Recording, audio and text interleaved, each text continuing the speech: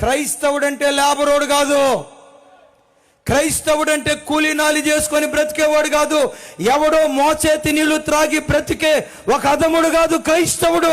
ఈ ముద్ర చెరిపివేయబడి క్రైస్తవుడంటే ఓ గెస్టెడ్ ఆఫీసర్, క్రైస్తవుడంటే ఓ civil servant, క్రైస్తవుడంటే ఓ IAS officer, క్రైస్తవుడంటే ఓ doctor, క్రైస్తవుడంటే ఓ industrialist. ఈ ముద్ర క్రైస్తవ కుటుంబాలకు రావాలి. అటు లేబరోడ్రా ఆ జమానా పోవాలి. కూలీనాలి వేసుకొని బ్రతికే లేబరోడ్రా ఈ ముద్ర పోవాలంటే అయ్యలారా చదువుకునే బిడ్డలు కష్టపడి చదువుకోండి. అమ్మా నాన్నలు తిని తినక చిరిగిపోయిన బట్టలు కట్టుకొని నేను కార్పొరేట్ స్కూల్లో కాలేజీలో చదివిస్తున్నారు.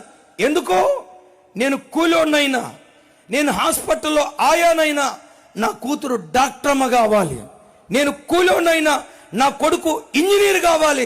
గంపెడు ఆశతో నీకు కట్టే ఫీజు వాళ్ళ రక్తపు చుక్కలో, వాళ్ళ రక్తపు చుక్కలో, వాళ్ళ రక్తపు చుక్కలు నువ్వు అనుభవిస్తా.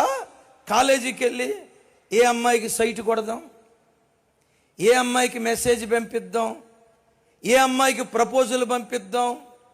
ఈ పోకిరి చేష్టలు చేసేవాడు, ఈ పనికిమాలిన కార్యక్రమాలు చేసే ఆడబిడ్డ క్రైస్తవ్యానికి మాయని మచ్చ కాదా? యవన బిడ్డలారా, తల్లులారా, పిల్లలకు చిన్నతనం నుంచి ఉగ్గుపాలతో నేర్పండి. క్రైస్తవుడంటే 4th క్లాస్ ఆ ముద్ర చెరిపివేయబడాలి. క్రైస్తవుడంటే లేబరోడు ఆ ముద్ర చెరిపివేయబడాలి. మన మోచేతి నీళ్లు త్రాగే దరిద్రుడు అది చెరిపివేయబడాలి. రాగల కాలములో క్రైస్తవుడంటే ఓ గెస్టెడ్ ఆఫీసర్, ఓ సివిల్ సర్వెంట్, ఓ డాక్టర్. చిన్నతనం నుంచి పిల్లలకు నేర్పండి. రే బాబు, నేను హాస్పిటల్లో ఆయాగా పనిచేస్తున్నాను రా, అదే హాస్పిటల్కి నువ్వు డాక్టర్గా అడుగు పెట్టాలి.